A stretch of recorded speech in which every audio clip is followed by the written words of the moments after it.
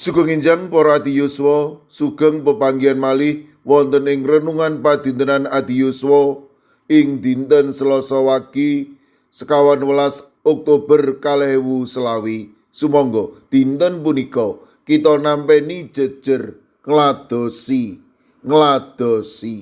Para adi yuswa, saben taun gereja nindakaken pilihan pinisepuh lan diaken.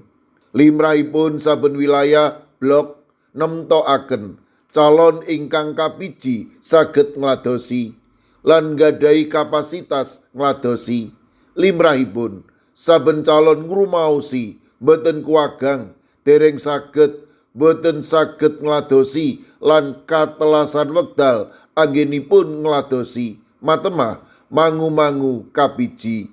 Kamangka proses pinilih minangka pradata punika pakaryanipun Gusti. Milanipun saben warga ingkang miji tamtu kedah ndedonga lan ndongaaken amri ingkang kapiji dipun sampurnakaken dening Gusti minangka pradata.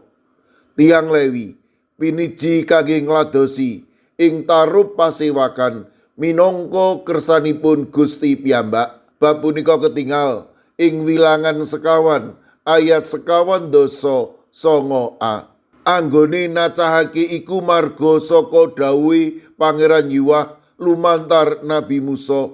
Sakwiji-wijine padha diparingi tanggel jawab tumrap apa kang kudu dilakoni lan kang diangkuti.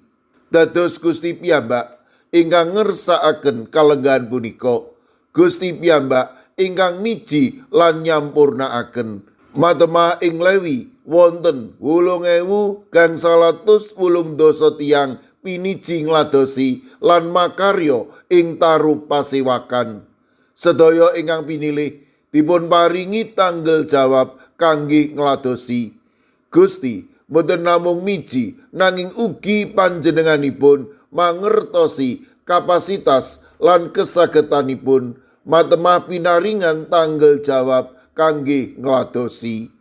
Para adi yuswa, kita pinilih dening Gusti kangge lelados dite manungsa ingkang miji, dite kekiyatanipun manungsa nanging sedaya punika kersanipun lan pakaranipun Gusti Allah piyambak.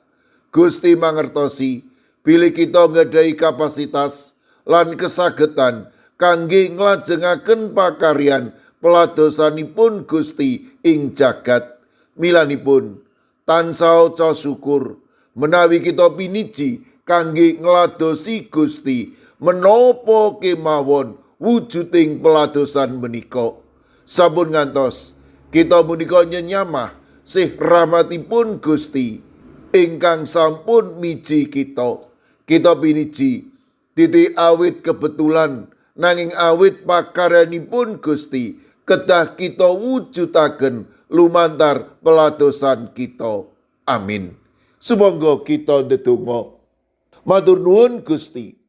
Dinten punika paduka pareng pepemut bilih sedaya tiyang piniji dening paduka minangka pelados-pelados paduka menapa kemawon wujuding peladosan punika. Paduka mangertosi kapasitas lan kesagetan kawula anggenipun lelados lan paduka ingkang badhe nyampurnakaken maringi berkah matema kawula saged dados pelados ingkang sembada. Kawula pasrahaken para adi yuswa dalasan anak putu kawula ing pundiya papan. Monggo paduka ingkang reksa, paduka ugi ingkang tansah maringi berkah.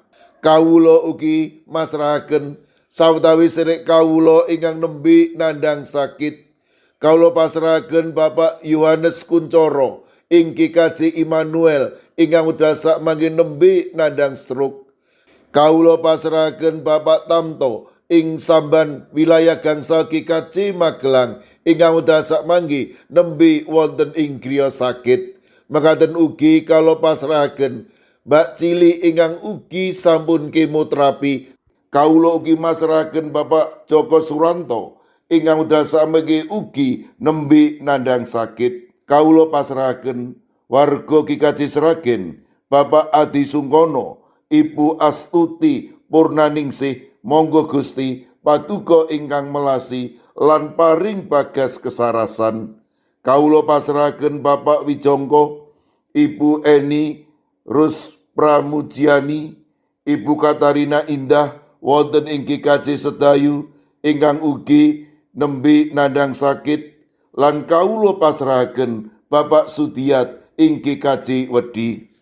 Kawula pasrahaken sedherek kawula ing GKJ Magelang, Bapak Wilin Jumairi, Bapak Mangku, Mbak Cilik, Bapak Budi Wikanto. Kawulipun sedherek kawula ing GKJ Antp Andum Tresno Agape Salatiga, kawula pasrahaken Ibu Jumini, Ibu Maria, Ibu Paini, Ibu Jumina, Bapak Kustam, Bapak Joko Wahyu Adi, Mbah Jan, Mbah Tuminem. Sedherek kawula wonten ing GKJ Ungaran, Bapak Hono Hadi Prasetyo, Bapak Resdiarto, Ibu Ratiningsih, Ibu Dewi Teguh, Ibu Kristini Sunaryo, Ibu Suhantini Hadiono, sedherek Dwi Putro, Ibu Sugito, Bapak Sembiring, Ibu Surisno, Ibu Munarti, lan Bapak Ibu Tugiman. Kawula pasrahaken sedherek kawula ing GKJ Krapyak, sedherek Setianti. Ing GKJ Wedi, kawula pasrahaken Bapak Paminto Saputro. Kawula pasrahaken sedherek kawula ing GKJ Micen, Ibu Purwaningsih Sunaryo, Ibu Elizabeth Indarwati, Bapak Bambang Setyo Margono, Bapak Moses Taji, Bapak Budiman Gultom. Mekaten ugi ing GKJ Banyumanik, Bapak Daniel Agus Suwarso, Ibu Arung Puji. Kawula pasrahaken Bapak Minto Taruno ing GKJ Bugeran.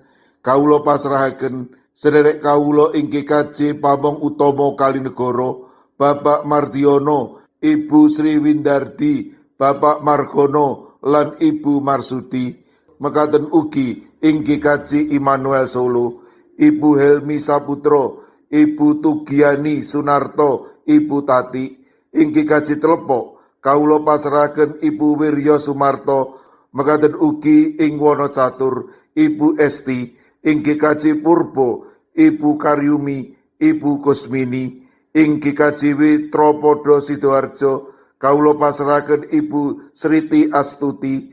Mekaten ugi ing GKJ Semarang Barat, Ibu Linistopo. Ing GKJ Tuban, Bapak Yohanes Mudadi. Ing GKJ Trangkil, Ibu Nani Cahyono, Bapak Karyo, Bapak Ibu Toyo, lan Ibu Ngatini.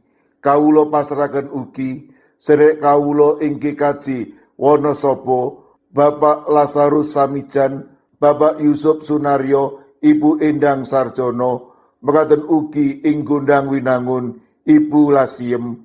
Eyang Sarwito ing GKJ Ngalian, Ibu Wahyono ing GKJ Plengkung, Ibu Apri ing GKJ Canden, Ibu Warsi ing Kemencing, wonten ing Denpasar Bapak Jatmiko, lan ing GKJ Sragen Bapak Warsito Riyadi, Ibu Sumiati, Bapak Suyanto. Kawula pasrahaken sedaya sedherek kawula ingkang nembe nandhang sakit ing pundiya papan, monggo Gusti paduka enggal maringi wetahing kesarasan peparing paduka.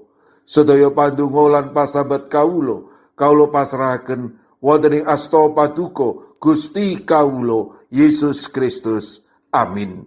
Sumangga para adi yuswa kita tutup pepanggihan kita renungan padintenan adi yuswa kanthi ngrepekaken kidung. Sumangga.